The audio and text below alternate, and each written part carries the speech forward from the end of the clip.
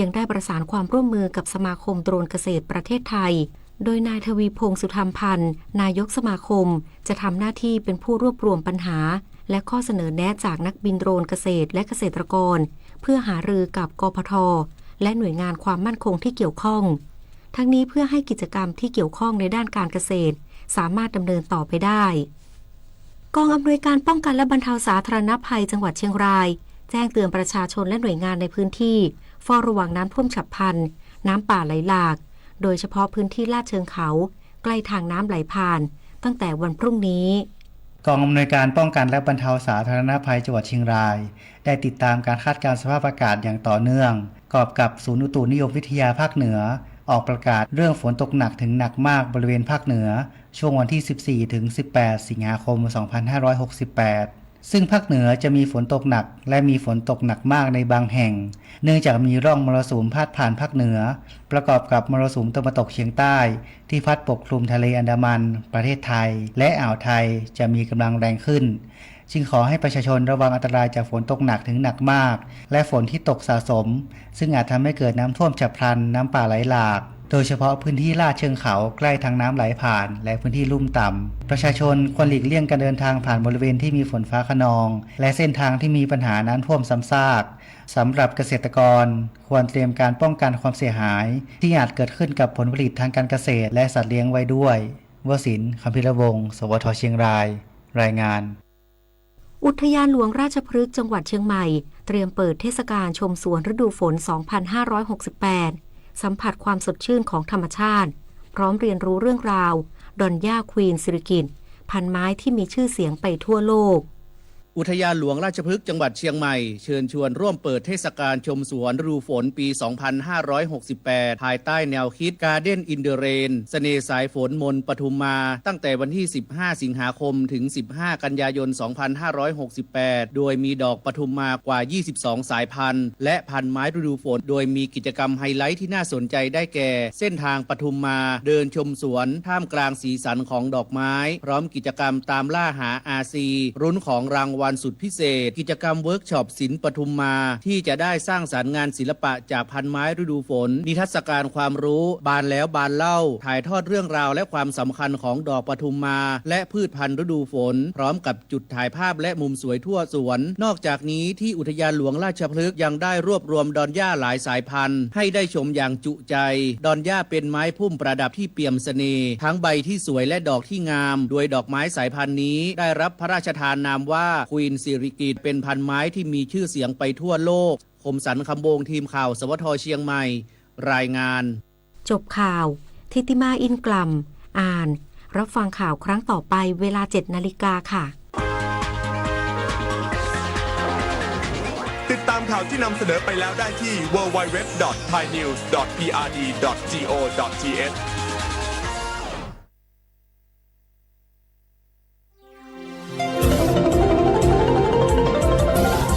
วิทยุแห่งประเทศไทยให้ความรู้คู่ความสุข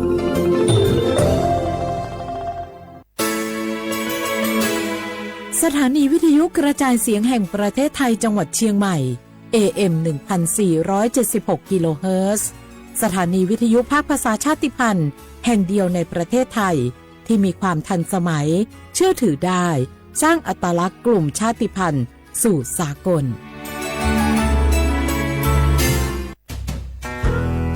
แม่คะทำไมเราต้องเคารพธงชาติและเปิดเพลงชาติไทยในเวลา 8 โมงเช้าและ 6 โมงเย็นล่ะคะก็เพราะว่าธงชาติและเพลงชาติไทยเป็นสัญลักษณ์ของความเป็นไทยให้เราภาคภูมิใจในความเป็นชาติและความเสียสละของบรรพบุรุษไทยไงล่ะ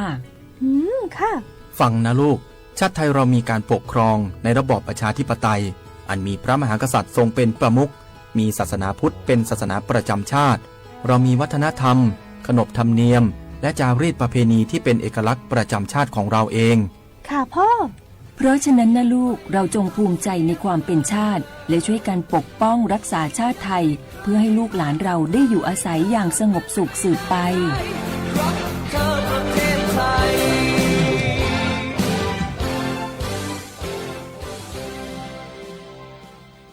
นี่รู้กันไหมสิทธิบัตรทองหรือบัตร30 บาทเป็นสิทธิหลักประกันสุขภาพตามกฎหมายที่ช่วยคุ้มครองคนไทยทุกคนให้เข้าถึงบริการสุขภาพที่จำเป็นโดยไม่ต้องเสียค่าใช้จ่ายเลยนะครอบคลุมทั้งการรักษาพยาบาลการป้องกันโรคการฟื้นฟูสมรรถภาพทางการแพทย์เรียกว่าช่วยให้คนไทยอุ่นใจกันเลยทีเดียวสอบถามเพิ่มเติมสายด่วนสปสช1330ทุกครั้งที่ใช้สิทธิบัตรทองหรือบัตร30 บาทอย่าลืมพกบัตรประชาชนเพื่อยืนยันการใช้สิทธิไม่ว่าจะไปรักษา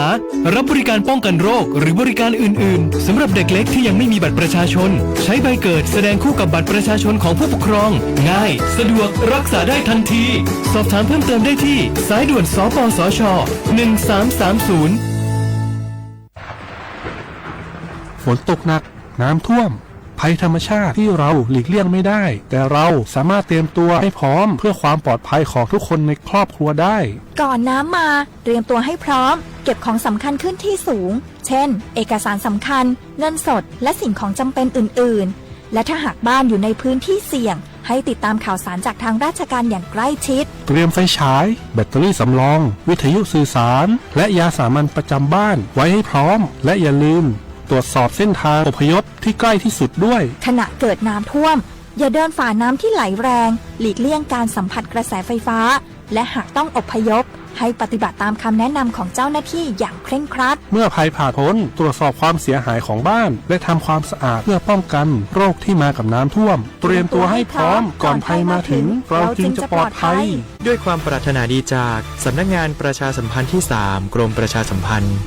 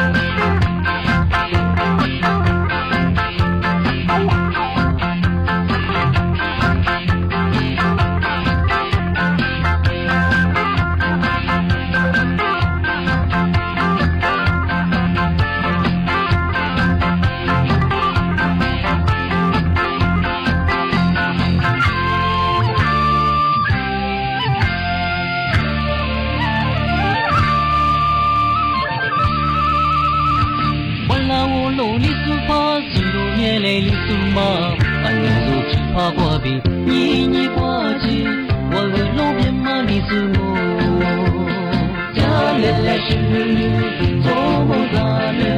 咱来没来来白故事大气气挂姐姐听不见你不落绿你莫挂挂你咚隆隆隆哩我去见嘛有点嘛路你给我是的是的线路，俺能走爬过比你所弄，白马带路他你罗里所路过，带路过来，我是带路你来，罗里比罗木在他皮子，听你听我胡来故事，路边马里总是平安那嘛，你能往左路。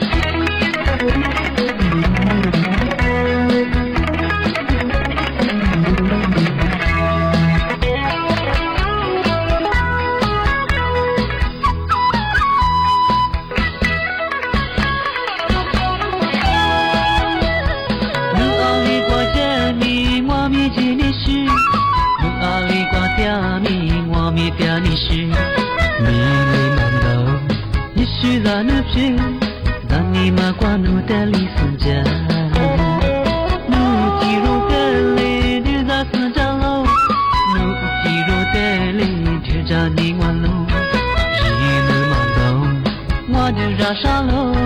让你麻瓜怒的离死家。而且几次光明，你是么掉泪，也是苦内光明，绿的人冷漠，这个记录的我就在你妈妈，你是么了女花期掉了。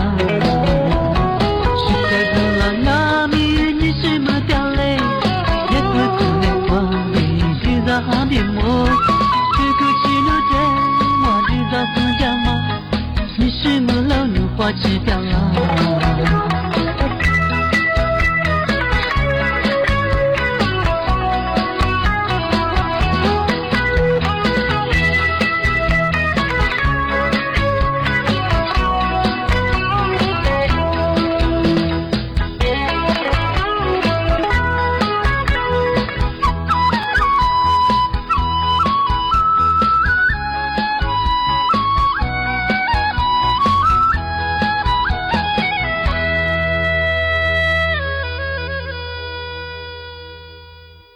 写画不啦，画画阿么啥啊我历史我都知的话被老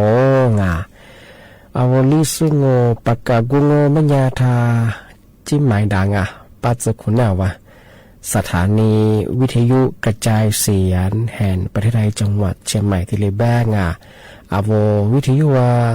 ดูจากมังโงไม่ยางอ่ะยี่ระบบยา AMยี่ความถี่งปัญญาที่ตัวลี่ยาสิจะช่วยกว่าโจญาดอลลาร์อาทิตย์ทาวระบบไลฟ์สู่หัวงาฟิสิบุยเพ่งไปเหอสวทเชียงใหม่ AM 1476กิโลเฮิรตซ์ที่เลโบยาคือตุยหน้างาเอาลิซึ่งเนี่ยคือแน่แน่ที่ควาด้วยงาอาทิตย์เนี่ยคือที่มุลวที่ควาด้วยที่มุลวมันเนี่ยคือหนีมุขวานีสามโมแน่แน่ไปคือโฉมมุขวานีเจโมงานาที่เนี่ยควานีนาเนี่ยที่เลตัวจางโง่นั่นเองที่ยิงโง่เป็นยังไงเอาลิโซอาบาอีเห็นยี่แบบเอาเขพารากะนี่มีที่ยี่แบบ是哈你子你那边的ยี่แบบฟูยิงยี่โคยี่โตยี่จังหวะโคอันนี้แบบว่าไทยอาบางมันจะเฮฮะ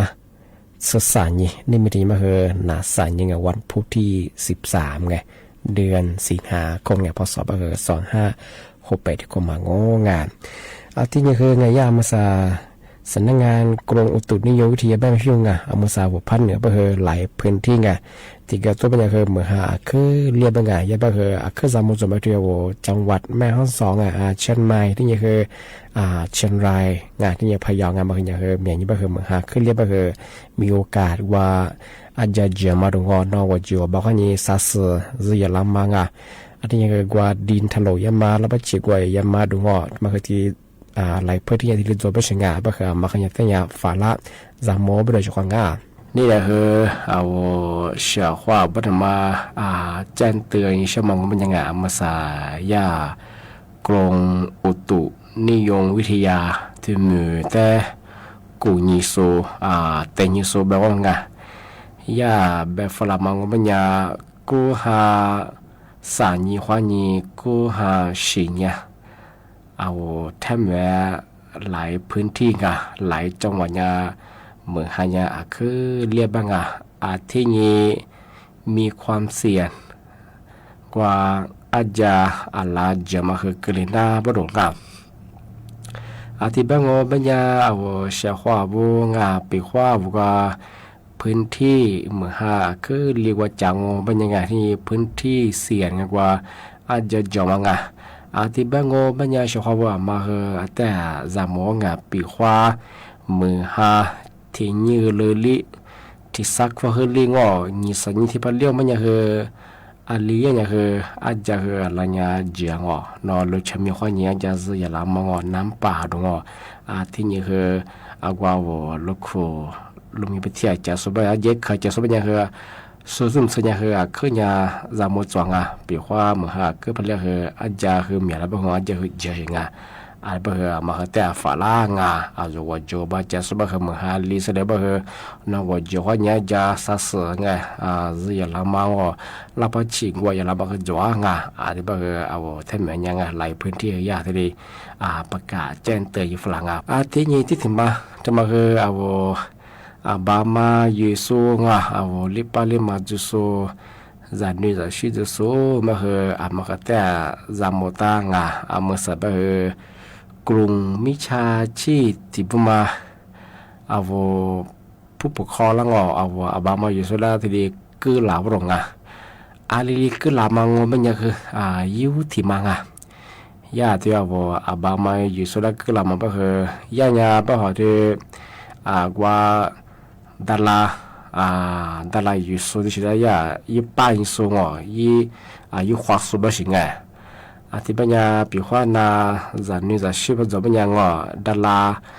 ที่สิพายุที่เชียงปัญญางนาโนจาโนมียี่เบืสุฟละที่นี่ยี่คลิปวิดีโอเฮสุฟละยี่หน้าตาและกางยี่ความสูงในงานมันคือมีถ่ายยี่สุฟละไม่ใช่ของงาน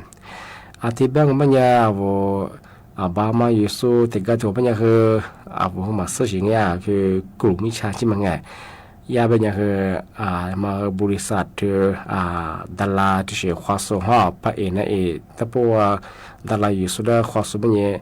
สนใจสุดๆใช่ไหมบามาอยู่สุดบางอย่างอย่างนี้แล้วคือดาราคือที่เชื่อมาคือโจงที่บางครั้งผมสนใจบางครั้งยากลุ่มมิชาชีพแล้วคือกว่าอีหลักคนนี้ไงอย่างนี้ยี่เบื่อยี่รูปผ้ายี่คลิปวิดีโอสูงเยอะใช่ไหมที่บางไม่ยากปีว่าพอสนใจยังไม่เคยยากกลุ่มมิชาชีพเหว่าเวลายี่ลิงสุฟลาใช่ไหมว่ายี่ลิงสุฟลามันก็ยากบ้าหอยี่แอปพลิเคชันมันสุฟลาเนี่ยเวลาติดตั้งเนี่ยคือว่าฟุตบอลคือเจ้าช่วงไงมันคือข้ามมัดจามไม่ยิงที่เนี่ยคือยังไม่อยากคือทดสอบระบบยังไม่ใช่ไงคือแอปพลิเคชันบางที่บางว่าคือบางมาอยู่สูงมันยังคือข้ามมาจางที่เบอร์สิ่งเบอร์ละสิ่งไงเป็นว่ายาวละหัวมือเพราะว่าบางคืออะไรยิงมือตัวก็แต่โอ้ยตาเป็นสิ่งไงข้ามมาจางอาจจะเป็นว่ายาแอปพลิเคชันมาอยู่มันนานมันยังคือยาละตัวโอ้คือยังบ้างว่าโอ้เกลือเป็นสิ่งไงพายี่ปัญหาประสบเป็นยังไงยี่พูดแทงเป็นยังคือยาคือละเหลี่ยวนะข้ามมาจางนะวันนี้มือบ่เราเห็นยังมือเลี้ยงสัตว์ตัวบ่เราสัตว์ตัวเลี้ยงใช่ไงกันยาแบบมือจากก็เลยบ่เขาแต่ไว้ใจบ่เขาแต่สุดบ่กันยาบ่มาจากมาเลี้ยงวันนี้บ่ยาอีแอปว่าอีระบบมันมีปัญหาซุบนี่ว่าสิดีอีข้ออ้างก็ละใช่ไงว่าสิแบกก็ละใช่ของงานที่แบงยาใช่ของงานมันก็ยาคือประกาศแจ้งเตือนฝรั่งมันใส่กลุ่มมิชาชีไงหลายรูปแบบ苗子苗西装不和我不拉和ไงว่ากลุ่มวิชาชีวมาคือหมัวกืนมามาคือลำมาละวันยี่มาคือจามโมงช่วงมาใส่บะคือที่ชื่อหลายนี่ก็จะสุขเนี่ยจวงมาคือแต่จามโมช่วงมาคือเมียที่นี่คือตัวปีมองคือเรื่องกลุ่มวิชาชีไงมาใส่คือขึ้นอย่างมาคือเชื่อเขาว่าคือไงมาที่เด็กคือจีมาเชื่อที่บางคนไม่ยังมาใส่คือมกว่าแต่ว่าเกิดนาง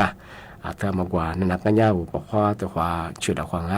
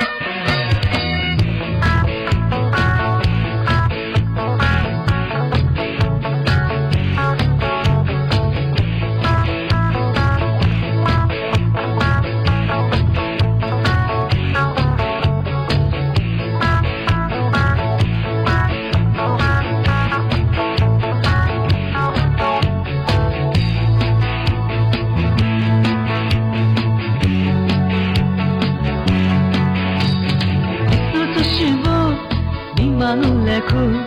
리스가 많이 설레는 리스와드 로과다스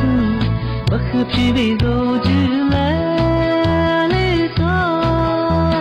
리스이니보 니마굴레코 수잔네스니 설레는 집을 부르베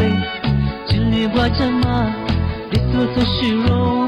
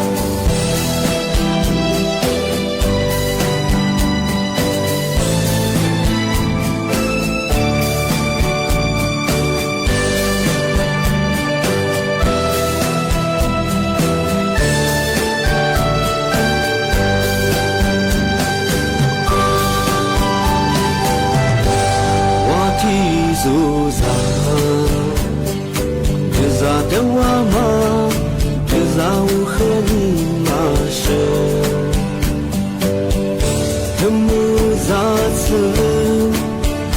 no le wa mya su ka mo ma ni bi chu sa le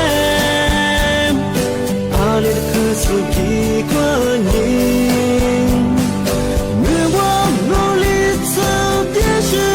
hua ma mo mo ji zu le wa ni nian mo alo za mu de za de de zu na na ni mi de de zu za mi li ma da lu de zu le li ye mo wa de zu le li shi za lu wa le no de za lu nga wa le no de za lu nga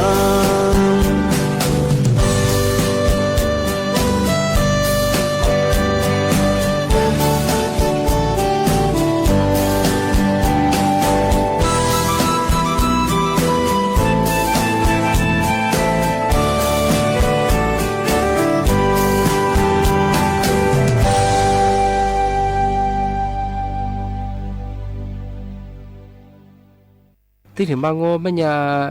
อาวโลชิสโง่ปัญญางาปีขวาจะกุนจะบามีฮิโลหะคือพะยงโง่ปัญญา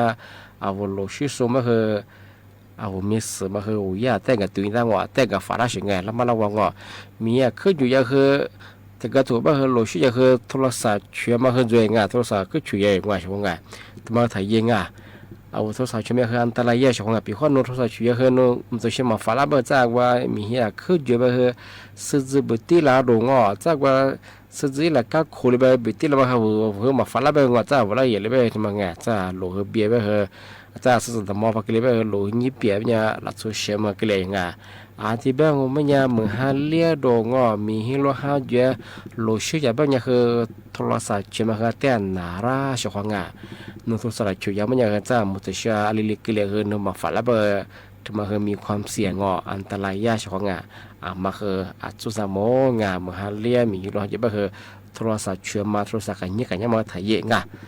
我罗这些我不这些感觉在我罗些怎么和阿里里给了嘛啊这比话那么这些是怕被地了我们也和我我会被去那样啊会发那样啊怎么和他妈比嘛像啊我们啥和一卡和个多了我这个怎么和咱们在把和是指比呀嘛都一摆和被地了嘛和个面我米就是那个我一摆去了嘛和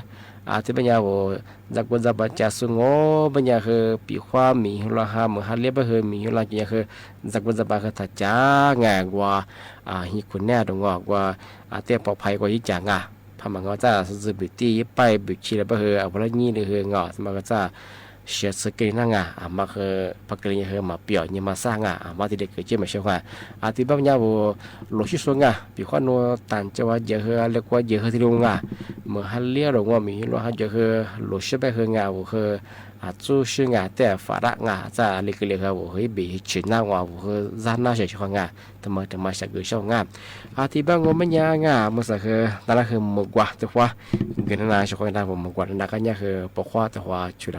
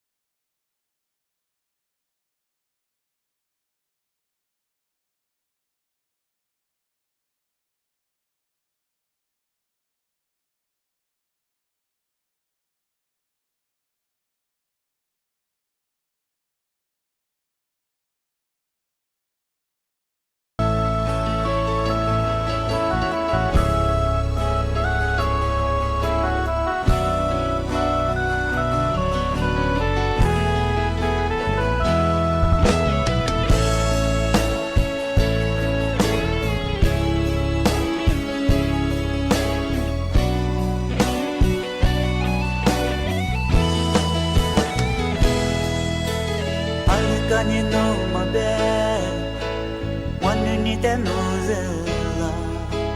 nuni makukwa mwate ziliwa nini tia sumwa tiro ramami do mami ale vesu te fuke balase inelo vesu nisho wani te nozela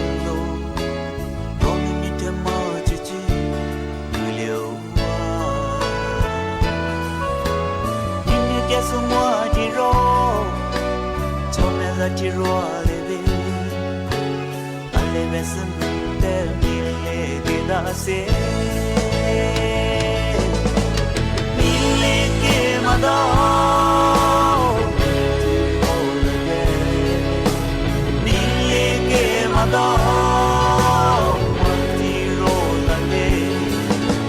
mille ke madao.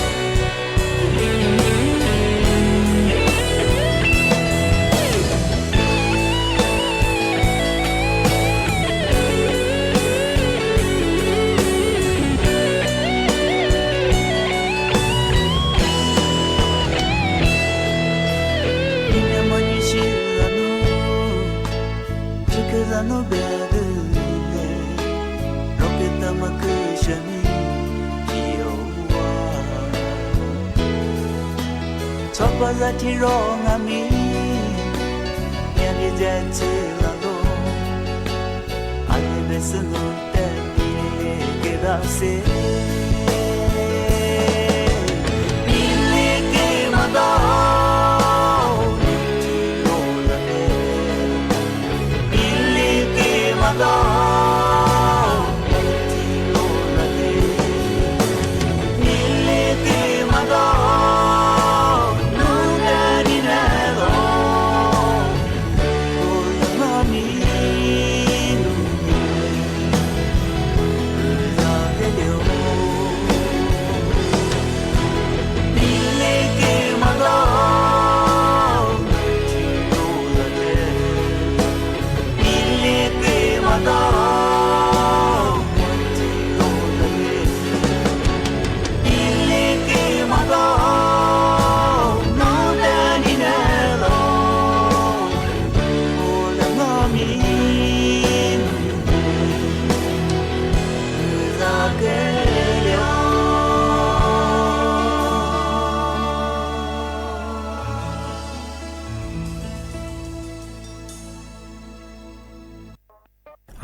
เสียขอว่าปีมาคือทีละจงงาอาจจะเป็นคือเจ้าความมลความงา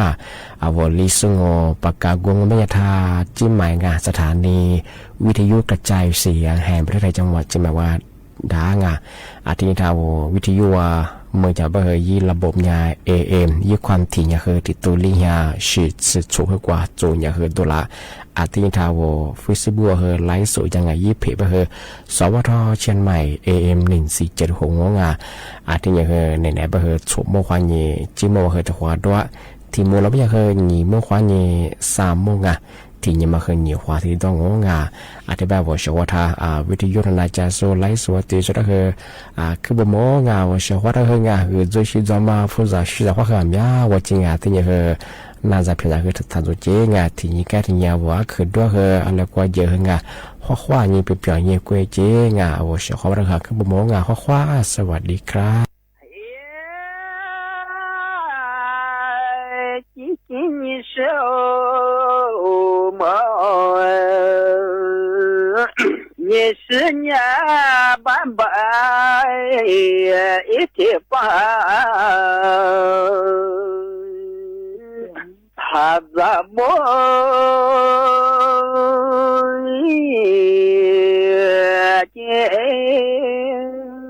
他妈妈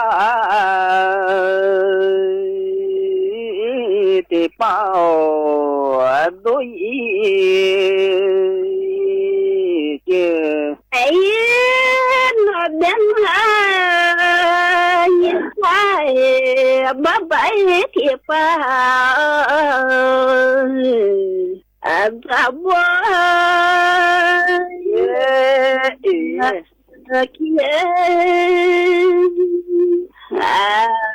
妈妈哟，铁包都也给。每次不做咋不接，每次咋就都一接。哎，但是和计较。你是那么年没错，也不多，还怎么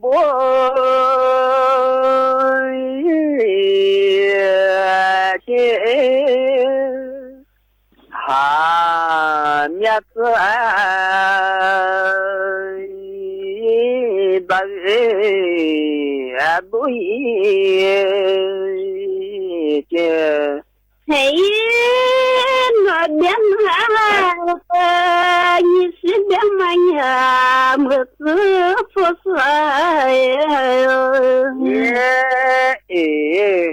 哎，怎么讲？面子是说都也给，那个不多咋不了，那个大家都也给你说，你是那么年么子不多。还怎么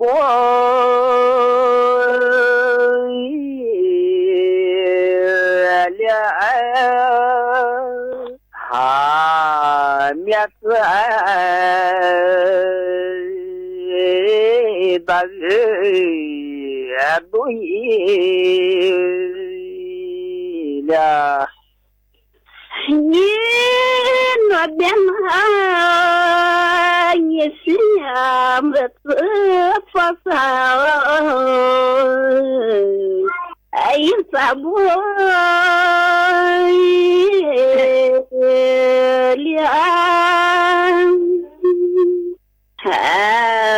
面子是说都也了，你是我，你诺么？哎，我们家老婆跑一起走。他的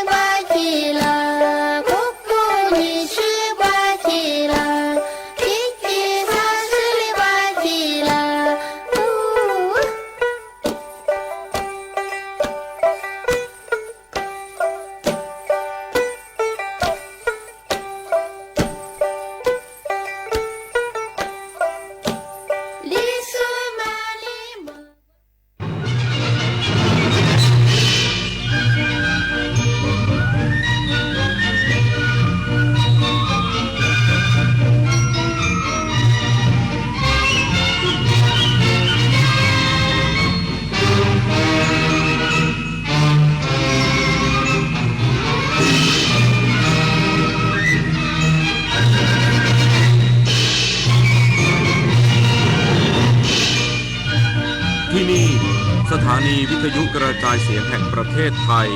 ต่อไปเสนอข่าวซึ่งมีหัวข้อข่าวดังนี้กองทัพบกอาจจำเป็นต้องใช้สิทธิ์ในการป้องกันตนเองภายใต้หลักกฎหมายระหว่างประเทศหลังกัมพูชาละเมิดข้อตกลงหยุดยิงด้วยการใช้ทุ่นระเบิดการประชุมสภาผู้แทนราษฎรเพื่อพิจารณาร่างพระราชบัญญัติงบประมาณรายจ่ายประจำปีงบประมาณ 2569 ในวาระ 2 และ 3 เริ่มวันนี้ถึง 15 สิงหาคมนี้กองทัพรัสเซียรุกคืบเข้าไปในพื้นที่ทางตะวันออกของยูเครนก่อนการประชุมสุดยอดระหว่างผู้นำสหรัฐและรัสเซียมหกรรมกีฬาเวิลด์เกมที่เมืองเฉิงตูสาธารณรัฐประชาชนจีนเจลสระบุรีนฤชาเพิ่มพูนเข้าชิงชนะเลิศสนุกเกอร์หญิงได้สำเร็จต่อไปเป็นรายละเอียดของข่าวประชาชนทุกหมู่เหล่าร่วมจุดเทียนถวายพระพรชัยมงคลสมเด็จพระนางเจ้าสิริกิติ์พระบรมราชินีนาถพระบรมราชชนนีพันปีหลวงเนื่องในโอกาสวันเฉลิมพระชนมพรรษา 12 สิงหาคม 2568 ณ มณฑลพิธีท้องสนามหลวงนายภูมิธรรมเวชยชัย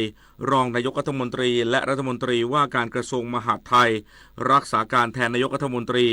เป็นประธานในพิธีจุดเทียนถวายพระพรชัยมงคล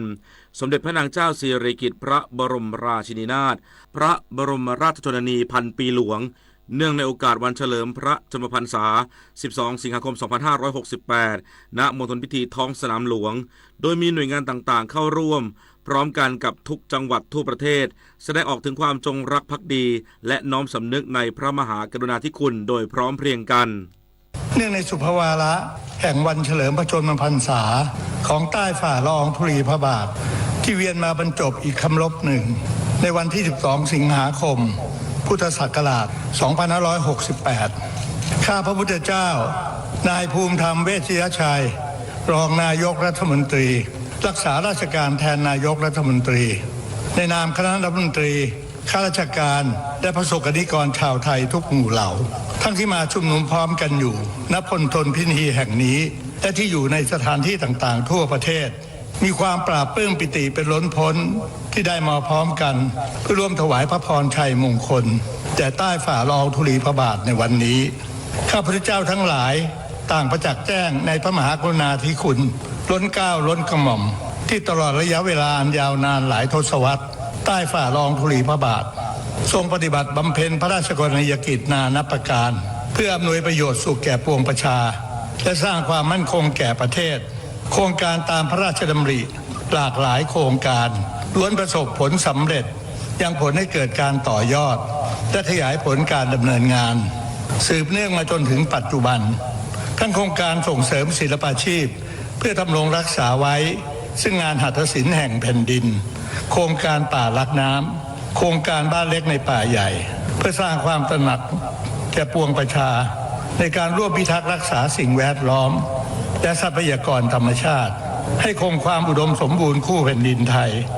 ชาติไทยอันเปี่ยมด้วยพระเมตตาและพระมหากรุณาธิคุณอันหาที่สุดมิได้นี้ล้วนเป็นที่ประจักษ์แจ้งและก่อให้เกิดสำนึกซาบซึ้งอยู่ในใจของปวงข้าพระพุทธเจ้าและผองประสบนิกรชาวไทยเสมอมาวันแม่แห่งชาติ 12 สิงหาคมจึงมีความสำคัญอย่างยิ่งต่อชาวไทยทุกคนที่จะได้ร่วมกันแสดงออกถึงพลังแห่งความ